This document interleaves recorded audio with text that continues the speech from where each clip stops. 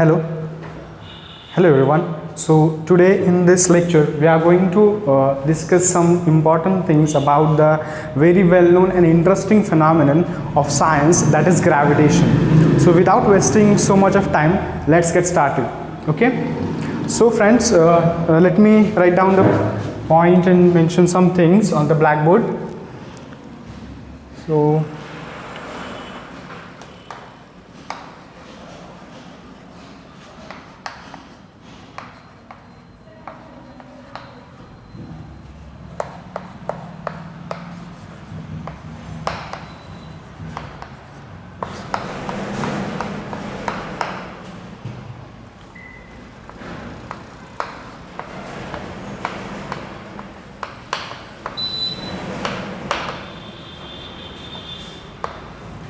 okay, so let's get started. So today we are going to discuss gravitation. Let me tell you quickly the flow of our today's lecture. So firstly, we will discuss some history about the gravitation. Then secondly, we are going to discuss one of the concept, which is motion. Then third, force. And the last one is centripetal force.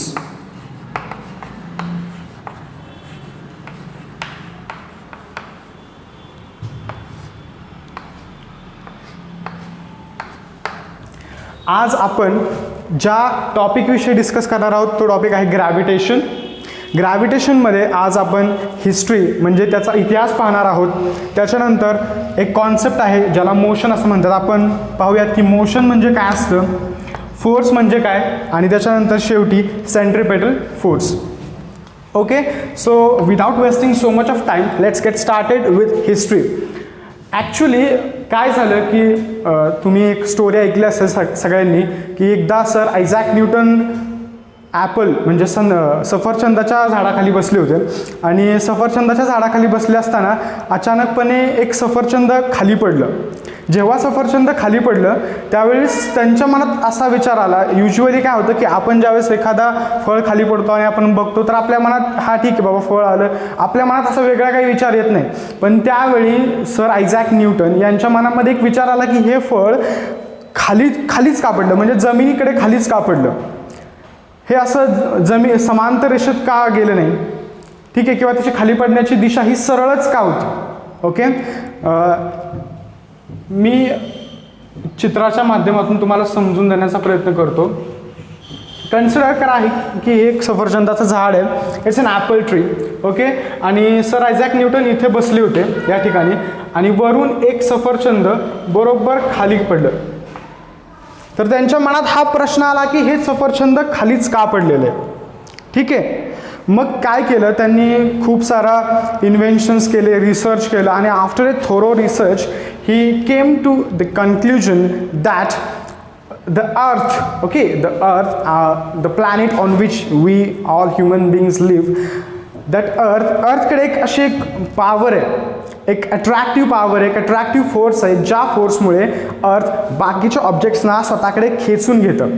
Okay, आणि तो जो force आहे त्या फोर्सला sir Isaac Newton यांनी gravitation असं नाव दिलं. तुम्हाला मी काय सांगतो ते समजलं असेल. सर आयझॅक न्यूटन यांनी कन्क्ल्युजन त्यांनी रिसर्च केला की हे ॲपल खालीच का पडलं. मग त्यांच्या मनामध्ये असा एक विचार आला की कदाचित जी आपली अर्थ आहे, जी आपली पृथ्वी आहे, त्या पृथ्वीकडे एक अशी शक्ती असावी जी शक्ती त्या सफरचंदाला स्वतःकडे खेचत होती आणि त्या शक्तीच्या प्रभावामुळे ते सफरचंद जमिनीकडे पडलं. ठीक आहे, मग या विषयामध्ये त्यांनी आणखी जास्त रिसर्च केला आणि मग त्यांच्या मनात खूप साऱ्या क्युरिओसिटीज होत्या की हे ग्रॅव्हिटेशन फोर्स नक्की असतं कसं, त्याची मॅग्निट्यूड काय, म्हणजे त्याची किंमत नक्की किती असली पाहिजे. ठीक आहे, जर एखाद्याला आपल्याला एक्सप्लेन करायचं की ग्रॅव्हिटेशनल फोर्स हा एवढा फोर्स आहे, एक्झॅक्टली किती अमाऊंटमध्ये तो फोर्स एखाद्या पर्टिक्युलर गोष्टीवरती ॲक्ट होतो, ह्या सगळ्या प्रश्नांची उत्तरं शोधण्यासाठी नंतर त्यांनी खूप सारा रिसर्च केला आणि त्या रिसर्च नंतर एक वेल नोन फिनॉमिनन पूर्ण जगाला माहीत पडला, ज्याला आपण ग्रॅव्हिटेशन असं म्हणतो. ठीक आहे, मग ग्रॅव्हिटेशन नक्की काय आहे. ग्रॅव्हिटेशन एकदम डिटेलमध्ये समजून घ्यायचं असेल तर आपल्याला काही गोष्टी, ज्या बेसिक गोष्टी आहेत, बेसिक कॉन्सेप्ट्स आहेत सायन्समध्ये, त्या आपल्याला माहीत असणं फार गरजेचं आहे. त्याच्यामध्ये पहिली आहे मोशन. ठीक आहे, तर पहिल्यांदा आपल्याला मोशन म्हणजे काय हे समजून घ्यायला पाहिजे. त्याच्यानंतर फोर्स म्हणजे काय, सेंट्रिपेटल फोर्स, आणि त्याच्यानंतर खूप सारे केपलर्स लॉ आहे वगैरे वगैरे खूप साऱ्या गोष्टी आहेत. ह्या सगळ्या गोष्टी आपण डिस्कस करणार आहोत. पण सगळ्यात पहिल्यांदा आपल्याला मोशन म्हणजे काय हे समजून घ्यायला हवं आहे. तर ठीक आहे, आपण जाणून घेऊयात की मोशन काय असतं. आता तुम्ही सगळ्यांनी motion, you have ऑफनली heard the word motion, what is motion. But जेव्हा मी पाहिलेलं आहे की जेव्हा केव्हा मी विद्यार्थ्यांना विचारतो की मोशन काय, एक्सप्लेन करा, मला सायंटिफिक वेमध्ये एक्सप्लेन करा की मोशन काय असतं, तेव्हा मी असं पाहिलेलं आहे की बऱ्याचशा विद्यार्थ्यांना मोशन म्हणजे काय हे नीट सांगता येत नाही. ती जी कॉन्सेप्ट आहे ती डिस्क्राईब करता येत नाही. हा मुद्दा महत्त्वाचा आहे की आपण जर एखाद्या गोष्टीबद्दल जेव्हा आपण अभ्यास करतोय तर आपल्याला ती गोष्ट आपल्या शब्दांमध्ये व्यवस्थित अशा पद्धतीने मांडता आली पाहिजे की ती समोरच्याला समजली पाहिजे. ठीक आहे, तर मोशन म्हणजे मी काय हे सांगून देण्याचा प्रयत्न करतो. सगळ्यांना हा चॉक दिसतोय, हा खडू सगळ्यांना दिसतोय. ठीक आहे, आत्ता हा खडू मी माझ्या हातावरती ठेवला आहे. आत्ता मी सायंटिफिक व्ह्यूमध्ये काय म्हणू शकतो की now this chalk is at rest. आता हा चॉक रेस्ट पोझिशनला आहे, म्हणजे हा चॉक स्थिर आहे. हा जो खडू आहे तो स्थिर आहे, तो गतिमान नाही आहे. ठीक आहे, हा खडू, ह्या खडूवरती जर का मी फोर्स अप्लाय केलं, जर मी बल प्रयुक्त केलं तर हा खडू त्याची जागा सोडेल आणि हा गतिमान होईल. ठीक आहे, म्हणजेच काय तर हा खडू त्याची जागा बदलायला लागेल. ओके, म्हणजेच मी काय म्हणू शकतो, जेव्हा एखादी गोष्ट स्वतःची जागा, स्थळ आणि काल परत्वे बदलत असते, स्थळ according to time and place, when an object changes its place with respect to time and its surroundings is known that when we say that the object is in motion. मी पुन्हा एकदा मराठीतून व्यवस्थित सांगतो, नीट ऐका. जेव्हा एखादी गोष्ट तिची जागा, स्थळ आणि काल परत्वे बदलत राहते तेव्हा आपण असं म्हणतो की तो ऑब्जेक्ट मोशनमध्ये आहे. ठीक आहे, तुम्ही हे समजण्यासाठी एका कुठल्याही वाहनाचं एक्झाम्पल घेऊ शकता. समजा एक वाहन आहे, त्या वाहनाला वाईपासून पाचवडला जायचं आहे. ठीक आहे, तर सुरुवात ज्यावेळेस वाहन सुरू होतं त्यावेळेस थ्रूआउट द मोशन ते एकाच जागेवरती थांबत नाही. ठीक आहे, सुरुवातीला ते स्टार्ट होतं, मग ते वाईमधून हळूहळू जसं जसं पुढे जाईल तसं तसं त्याची जागा पण बदलते आणि वेळसुद्धा बदलतो. वेळ पण ह्या एक्झाम्पलमध्ये वेळ आणि जागा ह्या अशा दोन गोष्टी ज्या सतत बदलत राहत आहेत. वेळ पण बदलतो आणि जागा पण बदलते. म्हणजेच काय तर तो ऑब्जेक्ट मोशनमध्ये आहे. That object possesses a certain kind of motion. याला आपण मोशन म्हणतो. इंग्लिशमध्ये कसं सांगा, when an object changes its place with respect to time and the surroundings, then we say that the object is in motion. ठीक आहे, तुम्हाला सगळ्यांना समजलं असेल की मोशन म्हणजे काय. आता यानंतर आपण दुसरा कॉन्सेप्ट पाहूयात जो की फोर्स आहे. ठीक आहे, आता फोर्स म्हणजे काय हे बघूयात. फोर्सची जर तुम्ही डेफिनेशन विचारात घेतली, बऱ्याचदा मी जेव्हा विद्यार्थ्यांना विचारतो, जेव्हा मी स्टुडंट्सना विचारतो की फोर्स काय आहे, तुम्ही फोर्स म्हणजे काय एक्सप्लेन करा, तर ऑफनली एक आन्सर मला ऐकायला मिळतं की push or pull to an object is known as force. हा ठीक आहे, एखाद्या ऑब्जेक्टला आपण पुश करतो किंवा पुल करतो तेव्हा जो फिनॉमिनन तिथं ॲक्ट होतो तो फोर्स आहे. परंतु ही एक्झॅक्ट डेफिनेशन आहे. या गोष्टीतून तुम्हाला फोर्स म्हणजे काय एक्झॅक्टली समजू शकत नाही. तर फोर्स म्हणजे काय हे डिटेलमध्ये जर समजून घ्यायचं असेल तर काही गोष्टी आहेत ज्या कन्सिडर करायला पाहिजेत. मी समजून देण्याचा प्रयत्न करतो. ठीक आहे, तर फोर्स म्हणजे काय बघूयात.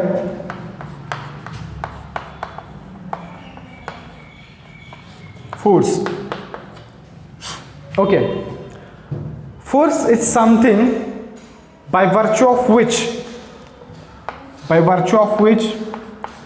a rest object can be in motion. Okay, means I can set the rest object in motion. First thing, what is force? Force is something which sets the rest object in motion. Which sets rest object in motion. हा first point. Second, it can stop the motion of any object. So what can I say? I can say that force is something which can stop the motion of any object. Third thing, what is motion? What is force?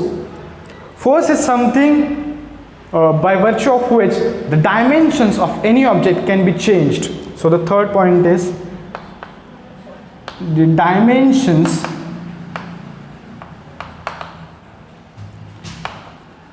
can be changed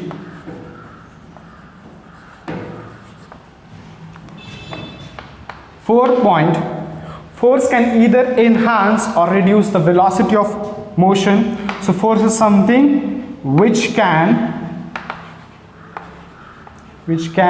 either enhance or reduce the velocity of motion. And the last point that we have to consider over here is force is something which can change the direction of motion. Which can change the direction of motion. So friends, if you want to understand force in detail, you have to consider these 5 points.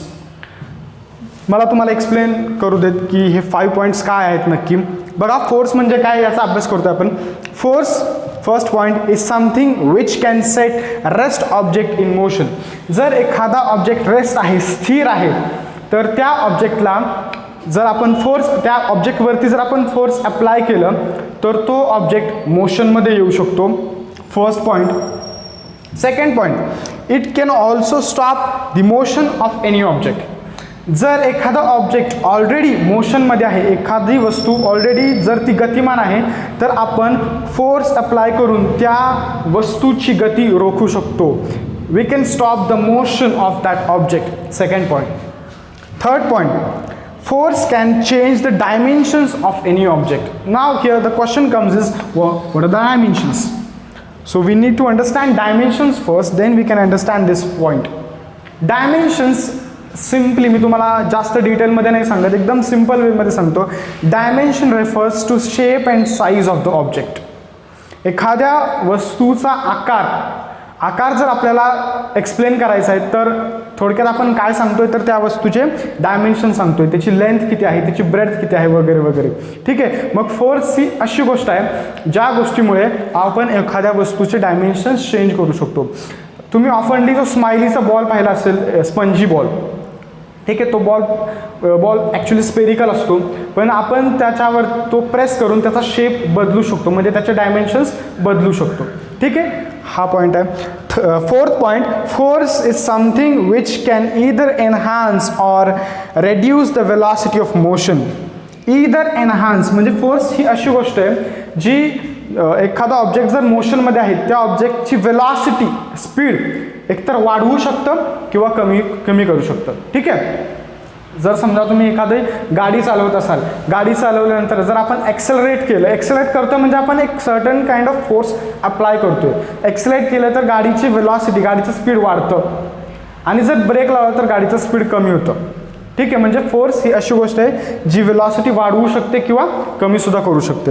And the last point is, force is something which can change the direction of motion. Force ही अशी गोष्ट आहे की एखादी वस्तूचं मोशनची direction change करू शकते. For example, previous example is driving a vehicle. जर तुम्ही एखादी गाडी चालवताय, जेव्हा आपण आपल्याला टर्न घ्यायचा असतो त्यावेळेस आपण स्टेअरिंगचा वापर करून गाडीची दिशा बदलतो. म्हणजे काय, तर स्टेअरिंगच्या माध्यमातून आपण तिथे एक फोर्स अप्लाय करतो जेणेकरून गाडीची मोशनची जी डिरेक्शन आहे, ठीक आहे, ती बदलते. तर तुम्हाला निश्चितपणे समजलं असेल की फोर्स म्हणजे काय. फोर्स ही अशी गोष्ट आहे जी रेस्ट ऑब्जेक्टला मोशनमध्ये आणू शकते, ऑब्जेक्टचं मोशन स्टॉप करू शकते, ऑब्जेक्टचे डायमेन्शन्स बदलू शकते. ठीक आहे. त्याच्यानंतर मोशनची वेलॉसिटी जी आहे ती वेलॉसिटी एकतर वाढवू शकते किंवा कमी करू शकते. And the last point is force is something which can change the direction of motion. ठीक आहे. हे सगळे एक्झाम्पल्स तुम्ही सगळे पॉईंट्स जे आहेत ते सगळे पॉईंट्स तुम्ही एकाच एक्झाम्पलमधून समजून घेऊ शकता. पुन्हा एकदा मी समजून सांगतो बघा. क्रिकेट आपल्यातले बरेच जण म्हणजे सर्वजण आपण क्रिकेट हा सर्वांचा लोकप्रिय खेळ आहे. आपण क्रिकेट खेळत असतो नेहमी. बघा क्रिकेटच्या संदर्भातून आपण या गोष्टी समजून घेऊ शकतो. फर्स्ट काय, it can set the rest object in motion. ठीक आहे. म्हणजे एका स्थिर गोष्टीला फोर्स गतिमान अवस्थेमध्ये आणू शकतं. जेव्हा एखादा बॉलर डिलिव्हरी करत असतो, बॉलची डिलिव्हरी करत असतो, त्यावेळेस त्याच्या हातामधला बॉल हा रेस्ट पोझिशनला असतो, स्थिर असतो. पण ज्यावेळेस बॉल बॅट्समनकडे फेकतो, तो काहीतरी force with the help of his arm तो काहीतरी फोर्स त्या बॉलवरती अप्लाय करणार आहे, जेणेकरून तो रेस्ट असलेला बॉल मोशनमध्ये येतो. First example is clear, first point is clear. Second point, it can stop the motion. बघा जेव्हा बॅट्समनने बॉलला फटका मारला तेव्हा बाकीचे फिल्डर्स काय करतात, तो बॉल स्टॉप करण्याचा प्रयत्न करतात. कशाने स्टॉप करतात? त्यांच्या हातात, म्हणजे हातांचा वापर करून काहीतरी फोर्स त्या बॉलवरती लावतात, जेणेकरून तो गतिमान झालेला जो चेंडू आहे तो थांबला जाईल. ठीक आहे. म्हणजे फोर्स ही अशी गोष्ट आहे जी मोशन स्टॉप करू शकते. थर्ड काय, डायमेन्शन्स. तुम्ही बघा बऱ्याच वेळा पाहिलं असेल की काय होतं की एखादा बॅट्समन खूप जोरात एखाद्या बॉलला फटका मारण्याचा प्रयत्न करतो, बॉल हवेमध्ये जातो, बॉलचा जो स्पेरिकल शेप आहे तो इलिप्टिकल होतो, अंडाकृती होतो, हवेमध्येच तो अंडाकृती दिसायला लागतो. ठीक आहे. म्हणजे इथे डायमेन्शन्स ऑब्जेक्टचे काय झाले, बदलले. ठीक आहे. नाव the fourth point, it can either enhance और रिड्यूस द वेलॉसिटी. ठीक आहे. आता समजा एखादा पर्टिक्युलर बॉलर बॅट्समनकडे बॉल टाकतोय. ठीक आहे. तो एका विशिष्ट स्पीडने बॉल टाकत असतो.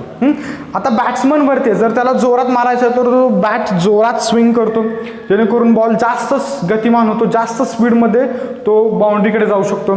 किंवा जर त्याला तो ब्लॉक करायचा तर तो ब्लॉक करतो. म्हणजे वेगाने येणारा बॉल एकतर तो आणखी वेगाने मारू शकतो किंवा त्याला पूर्णपणे ब्लॉक करू शकतो. म्हणजे इथं वेलॉसिटी एनहान्स पण होऊ शकते आणि रिड्यूस पण होऊ शकते. आणि लास्ट पॉईंट, डिरेक्शन.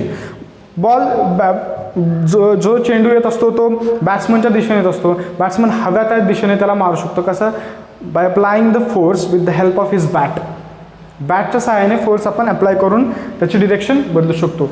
निश्चितपणे तुम्हाला फोर्स म्हणजे काय हे समजलं असेल.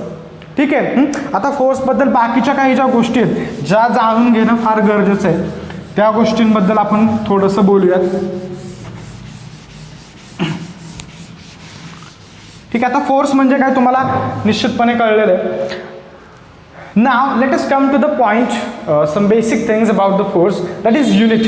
ठीक आहे. जेव्हा आपण एखादी सायंटिफिक कॉन्सेप्ट शिकत असतो त्यावेळी नेहमी लक्षात ठेवायचं की त्या पर्टिक्युलर कॉन्सेप्टचं, त्या क्वांटिटीचं युनिट माहीत असणं आपल्याला गरजेचं आहे. युनिट का माहीत असावं?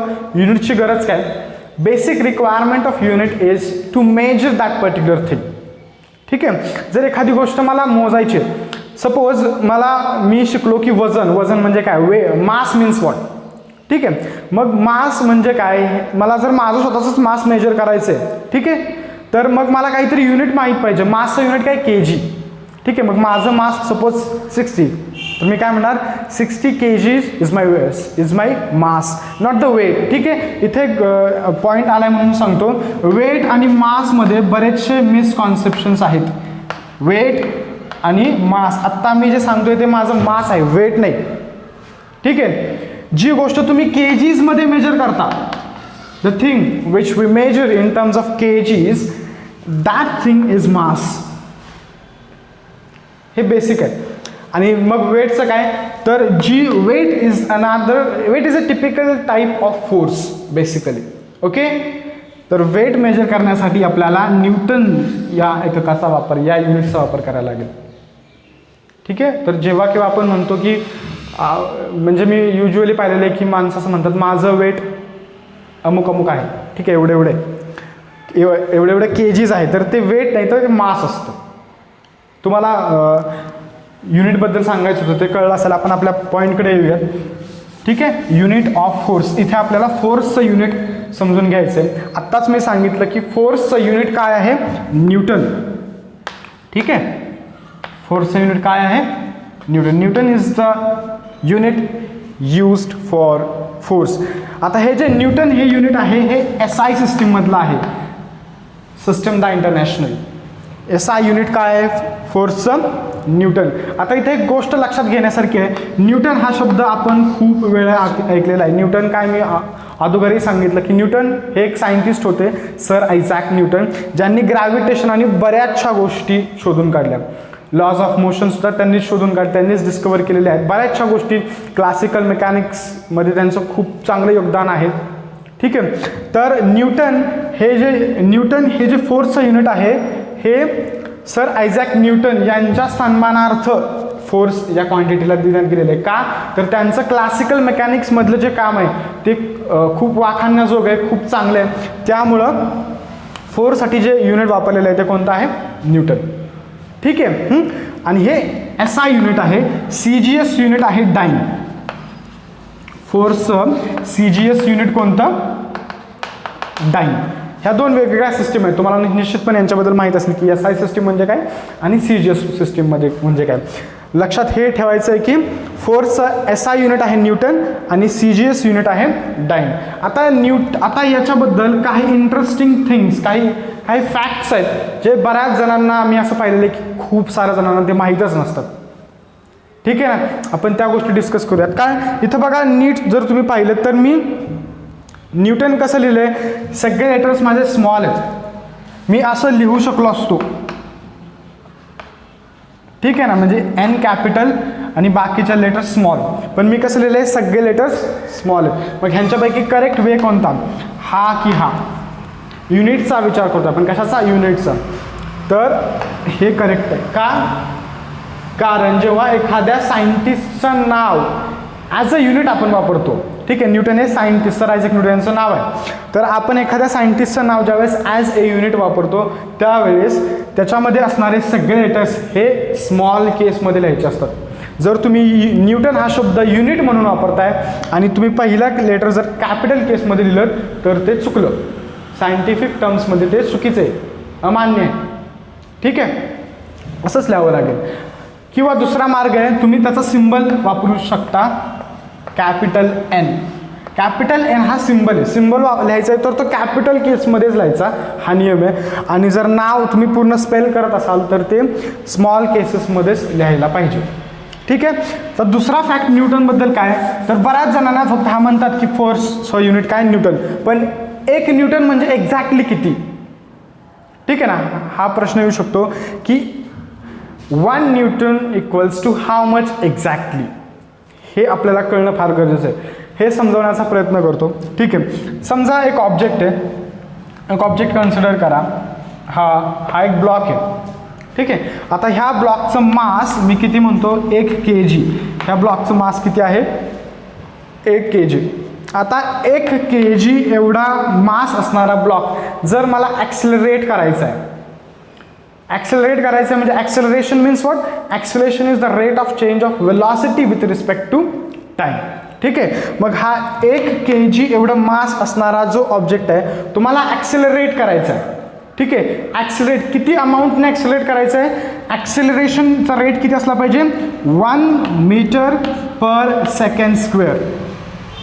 पुन्हा एकदा सांगतो, एक ऑब्जेक्ट आहे ज्याचं मास आहे 1 kg आणि त्याचं त्याला ॲक्सेलरेशन किती द्यायचं आहे मला, 1 मीटर पर सेकंड स्क्वेअर. एवढ्या अमाऊंटचं ॲक्सेलरेशन जर मला या ब्लॉकला प्रोव्हाइड करायचं आहे तर मला त्याच्यावरती काही ना काहीतरी फोर्स अप्लाय करायला लागेल. मग जो फोर्स मला त्याच्यावरती अप्लाय करायला लागेल जेणेकरून 1 kg अमाऊंट मास असणारा object at the rate of 1 metres per second square एवढ्या व्हॅल्यूने ॲक्सेलरेट होईल, त्याला मी काय म्हणणार, 1 न्यूटन ऑफ फोर्स. हे झालं 1 न्यूटन ऑफ फोर्स. ओके, तुम्हाला समजलं असेल. ठीक आहे, आता 1 न्यूटन ऑफ फोर्सचं बेस युनिट काय, त्याचं बेस युनिट सुद्धा ऑफनली विचारताना पाहिलेलं आहे की बऱ्याच वेळा विचारलं जातं, what is the base unit of 1 newton. What is the equivalent unit of 1 newton, तेव्हा सुद्धा आपल्याला आन्सर माहीत असलं पाहिजे. तर याचा बेस युनिट आहे kgs metre per second square. याच्यावरूनच आहे बघा, kgs metre per second square. This is the base unit of newton. ठीक आहे, फोर्सबद्दल तुम्हाला सगळ्या गोष्टी समजल्या असतील. आता याच्यानंतर आपण शेवटचा पॉईंट जो आपण डिस्कस करणार होतो तो बघूयात की सेंट्रिपेटल फोर्स म्हणजे काय.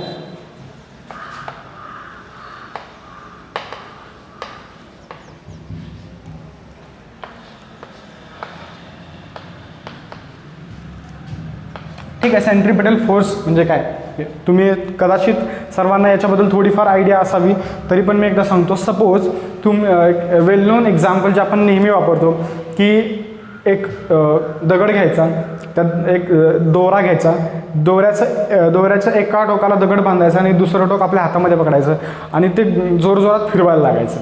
ठीक आहे, जेव्हा तुम्ही ते फिरवाल त्यावेळेस तो जो दगड आहे तो असा गोलाकार दिशेने फिरायला लागेल, सर्क्युलर मोशनमध्ये. ठीक आहे ना.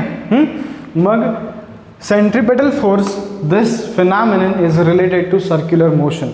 ठीक आहे, सर्क्युलर मोशन सगळ्यांना समजलं की जेव्हा एखादी गोष्ट गोलाकार दिशेमध्ये फिरायला लागते त्यावेळेस त्या प्रकारचं जे मोशन आहे, that type of motion is known as circular motion. ठीक आहे, मग आता तो जो दगड आहे तो सर्क्युलर मोशनमध्ये फिरतोय, मग त्या दगडावरती जो फोर्स ॲक्ट होतोय त्या फोर्सला काय म्हणू, त्या दगडावरती 2 प्रकारचे फोर्स ॲक्ट होतात. एक आहे सेंट्रिपेटल फोर्स आणि दुसरा आहे सेंट्रीफ्युगल फोर्स. आत्ता आपल्याला समजून घ्यायचं सेंट्रिपेटल फोर्स म्हणजे काय. तर सेंट्रिपेटल फोर्सची डेफिनेशन सांगतो मी पहिल्यांदा, लक्षात घ्या. Centripetal force is the force which acts on the object in circular motion and the direction of the force is towards the centre. मला एक्सप्लेन करू देत बघा. समजा हा दगड आहे, ठीक आहे, हा दगड आहे, हा असा गोलाकार दिशेने फिरतोय. तर सेंट्रिपेटल फोर्स आणि हे सेंटर आहे, ठीक आहे, ह्या सर्कलचं हे सेंटर, याला ओ म्हणतो मी. तर सेंट्रिपेटल फोर्स म्हणजे काय, तर असं फोर्स जे सर्क्युलर मोशनमध्ये फिरत असणाऱ्या ऑब्जेक्टवरती अप्लाय होतं. असं ऑब्जेक्ट जे सर्क्युलर मोशनमध्ये फिरतंय त्या ऑब्जेक्टवरती अप्लाय होणाऱ्या फोर्सला आपण काय म्हणतो, सेंट्रिपेटल फोर्स. आणि याच्यामध्ये महत्त्वाची गोष्ट काय, तर त्या फोर्सची डिरेक्शन कशी असते, towards the centre of circle. ठीक आहे, समजलं. Okay.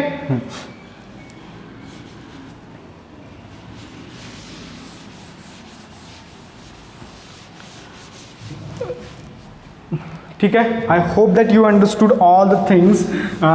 Steel I haven't explain what the gravitation is exactly. मी अजूनही तुम्हाला सांगितलं नाही की ग्रॅव्हिटेशन काय आहे. हे नेक्स्ट पार्टमध्ये मी तुम्हाला नक्की सांगेन. तुर्तास आपण इथे थांबूयात. थँक्यू.